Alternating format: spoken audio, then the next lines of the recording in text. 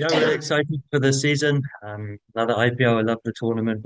I loved my time here with the Gujarat Titans last season. One of my favorite IPL seasons I've ever been involved in. So, looking forward to just being around the group again. It's been great to be back in this environment. It's a tournament, like I said, I love coming to. And expectations is just to contribute to the team, both on and off the field, uh, not to get focused too much on the end result, but just focusing on what the things in my control and processes and contributing, like I said, to what will hopefully be a really successful campaign for the Titans. And Josh, you, Sai, and Shubman form the core of the GT batting line of the top three. There is Rishabh Puran, Aiden Markram, and Mitch Marsh in LSG. There is Travis Head, Ishan Kishan in Hyderabad. So when you see all these lineups, do you think that when it comes to stability and consistency, probably GT is the best? GT has the best top three without a bias.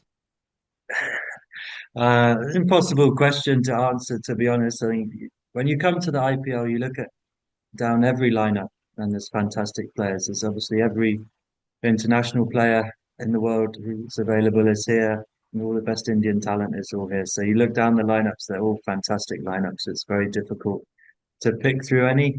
But we know, myself, Sai, Shubman, that it's our job to go out there and play and try and set up the platform for the team. And we did that well last year, and hopefully we can do it again this year. Shubman is a young captain. You've played a couple of years now under Shubman.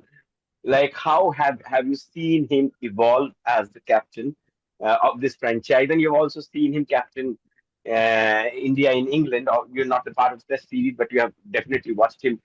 What do you make of Shubman, the leader, and like what has been your role? You have been an international captain. You have been a franchisee captain. So, does he ask for suggestion? You go up and actually speak to him if you think that there's something that you can contribute in terms of strategic inputs. How has the relationship been like, and how has he been as a leader? Yeah, been a great relationship. I've really enjoyed working with Shubman. He's very much authentic and himself, which I think is one of the greatest hallmarks of really good leaders. I'm sure he'll have learned a hell of a lot over the last year, obviously captaining a few seasons with Gujarat. He's now captain of India, and I'm sure he will have learned lots of different things. But I'd say one of the greatest strengths that of him as a leader is he's no on the outside, me looking at it, he's no different from he was, a year ago or 2 years ago. So I think that's a credit to him that he's just his own person. He's doing it his way. I'm sure he's got lots of nice, close knit people around him who he really trusts and can share in. But that's what I mean from the outside looking in. He's still the same Shubman Gill, and he's the same leader, and he's still batting the way he bats, and obviously with the Test series in England, batting better than ever. So the captaincy is obviously working well for him, and yeah, looking forward to playing under his leadership again this year. And the second part of the question, your your thing, like, would you go up or you'd only give a suggestion when you are asked for one? Like, how are you as a person? How is Jos Buttler when he's in the team playing under another captain? Like, how does it work for you? I think both ways, communication can work both ways. I'm very happy to that the captain comes to me asking for advice to give my opinion, but I've always been a person and a player. If I've got something to say and to share, I will say it. So I would go and tell Shubman, look, this is my idea or this is what I'm seeing, and then take it or leave it. Josh, you have been playing top level cricket now for more than a decade, and you understand the pressures of playing top level cricket, both international, franchise, the expectations. Like, you didn't have a great World Cup, and now there's a high stakes IPL tournament where you are one of the batting mainstays. Like, and there are times there's criticism, some fair, some very unfair. Like, how do you insulate yourself from that environment of high stakes expectation? There's criticism. How do you channelize yourself when, especially when the chips are down?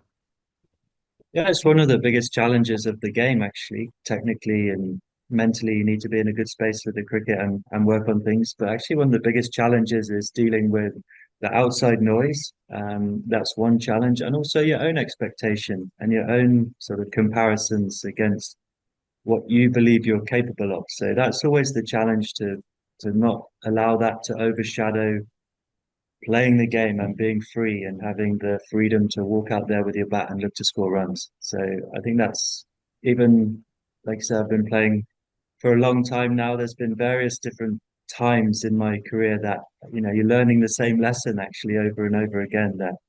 And it's a world now where there's more eyes on the game than there's ever been. There's more opinions, so you just have to insulate yourself from that. You have a tight knit circle of people that you trust and you'll take advice from and you'll ask for advice from. And then outside of that, it's just trying to quieten the noise and just play. So the end column is the thing that everyone else will look to, but you can't control that as a player to a degree. So just the basics of controlling the things that are within your control, focusing on that, not allowing that comparison or expectation to sit heavy, and just looking forward. I think whether you whether you've scored runs or not in a previous game or a previous series, you still have to wake up the next day and do the same things again and go to the next match and start on zero.